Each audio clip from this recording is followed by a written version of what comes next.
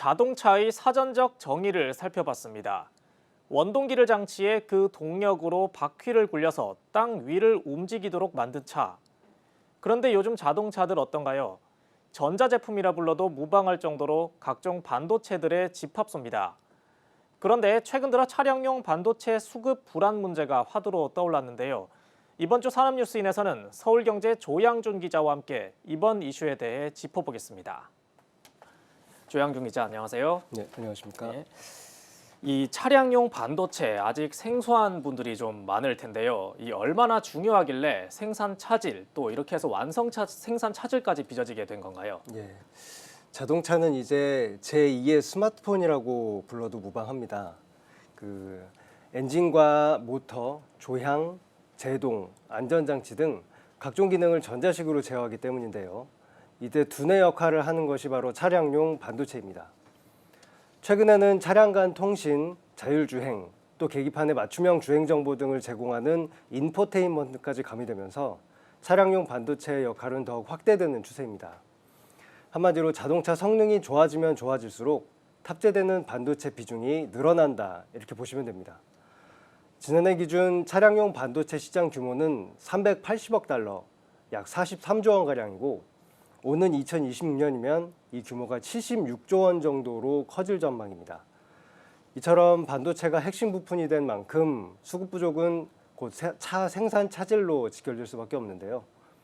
실제 지난 1월부터 미국 포드와 GM, 독일 폭스바겐, 일본 혼다, 도요타 등 주요 완성차 업체 대부분이 일제히 생산 차질을 겪고 있습니다.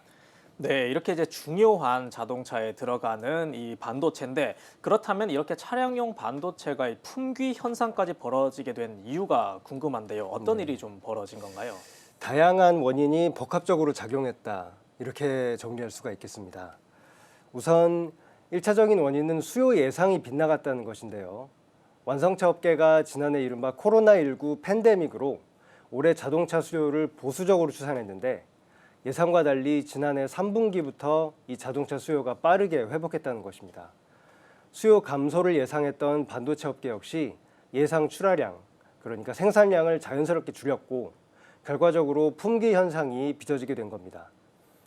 두 번째로는 천재지변을 꼽을 수 있겠습니다. 사실 이 부분은 좀 상황이 심각한데요. 우선 지난달 미국 텍사스주에 이상 한파가 발생하면서 대규모 정전 사태가 벌어졌습니다. 문제는 텍사스의 차량용 반도체 시장 1위 기업인 네덜란드 NXP, 2위인 독일 인피니언 등 주요 업체 공장들이 몰려 있다는 것인데요. 가뜩이나 물량이 부족한데 주요 업체의 생산 차질까지 빚어진 것이죠. 미국뿐만이 아닙니다. 차량용 반도체 시장 3위인 일본 르네사스는 지난달 일본 후쿠시마에서 발생한 규모 7.3 강진 여파로 역시 공장이 멈췄습니다. 특히 일본에 있는 르네사스 주력 공장은 지난 19일 화재까지 발생했는데 생산 재개에 최소 한 달 이상이 걸릴 것으로 예상됩니다. 또 다른 주요 차량용 반도체 기업인 대만 TSMC는 현지에 초유의 가뭄이 발생하면서 역시 천재지변으로 인한 셧다운 공포에 휩싸였습니다.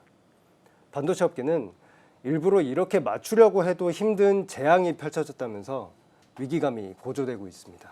네, 안 그래도 이제 글로벌 공급망 재편 등으로 인해서 이제 힘든 상황인데 이렇게 천재지변까지 겹쳐서 더욱더 좀 힘든 상황이 됐습니다. 이 정도라면 이제 국내 업계가 받는 영향이 클 것 같은데요. 어떻습니까? 네, 업계에서는 벌써 4월 위기설이 돌고 있습니다. 다음 달이면 우리나라도 차량용 반도체 부족 사태에 직접적인 영향권에 들어설 수 있다는 것인데요. 현대차와 기아차는 이미 반도체 재고가 점차 줄어들면서 인기 차종에 물량을 더 투입하는 방식으로 생산 조절에 착수한 상태입니다. 또 정부와 완성차 업계가 이달 초 TSMC가 있는 대만 측에 반도체 공급 확대를 요청했다는 보도도 나오고 있습니다. 시각을 좀 더 넓혀보면 전체 반도체 시장이 수급대란에 휩싸일 가능성도 배제하기 어렵습니다. 텍사스 한파로 삼성전자의 유일한 미국 반도체 생산 기지인 오스틴 공장이 한동안 멈췄는데요. 한파 발생 한 달이 넘어가는 지금까지도 오스틴 공장의 완전한 재가동은 이루어지지 않고 있습니다. 고동진 삼성전자 IT모바일 부문장은 지난 21일 주주총회에서 반도체와 부품에서 수요 공급 불균형이 심각하다. 오는 2분기부터 생산에 영향이 있을 것으로 예상된다. 이렇게 밝히기도 했습니다. 차량용 반도체뿐 아니라 세계 반도체 시장 자체가 품귀에 빠질 수 있다는 우려 섞인 전망이었죠. 이 같은 품귀로 가장 크게 우려되는 부분은 제품 가격 상승일 것입니다.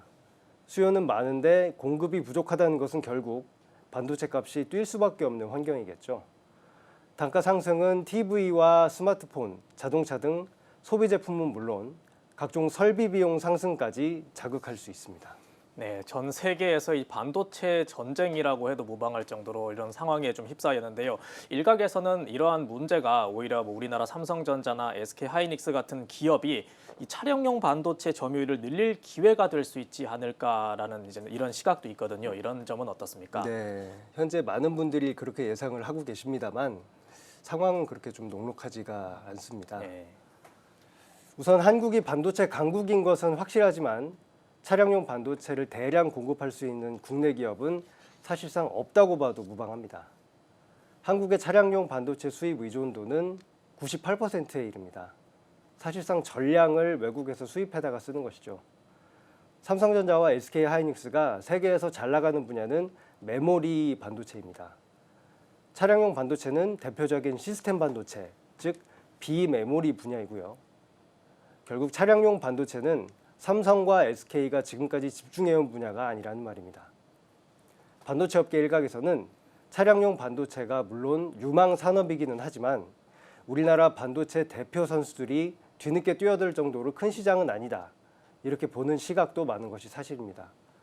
대신 반도체 설계 전문 기업, 즉 팹리스를 육성해서 장기적으로 차량용 반도체 시장을 공략해야 한다는 대안이 제시되고 있습니다. 네, 우리나라도 이 정부 주도로 시스템 반도체 산업 육성에 굉장히 적극적으로 나서고 있는 상황인데 이 장기적인 로드맵이야 이렇게 잘 그리면 되지만 이 당장 문제인 이 상황에서 정부가 어떤 대책을 내놓고 있나요? 네, 산업통상자원부 등 정부는 단기, 중장기 이렇게 나눠서 대책을 발표했습니다. 우선 정부는 당장 필요한 물량 확보를 위해서 차량용 반도체 수입 신고 심사를 할 때 서류 제출과 선별 절차 등을 최소화했습니다. 또 24시간 통관 지원 체계를 가동하는 등 신속 통관을 지원하고 있습니다. 차량용 반도체 수입이 차질을 빚을 경우에는 관세 행정을 긴급 지원하고 차량용 반도체 조달 관련 출입국은 코로나19 격리 면제 심사 속도를 높입니다. 궁극적인 목표는 차량용 반도체 우리나라 역량 강화입니다. 정부는 미래차 핵심 반도체 기술 개발에 내년까지 총 2,047억 원을 투입하는 등 R&D 사업을 확대하기로 했습니다. 또 차량용 반도체의 빠른 사업화를 위해 반도체 업체가 통신, 이미지 센서 등 기존 반도체를 차량용으로 전환할 수 있도록 지원하는 방책도 내놨습니다. 업계도 힘을 보탰습니다. 자동차 산업협회와 반도체 산업협회는 지난 17일 제1회 차량용 반도체 수요업체 팹리스 기술 교류회를 열고 체계적인 협력을 위한 양해각서를 체결했습니다. 양 협회는 이번 양해각서를 통해 앞으로 생산 기반 증설과 기업 간 공동 기술 개발, 시제품 공동 평가, 인증 지원 등 다양한 협력을 해나가기로 했습니다.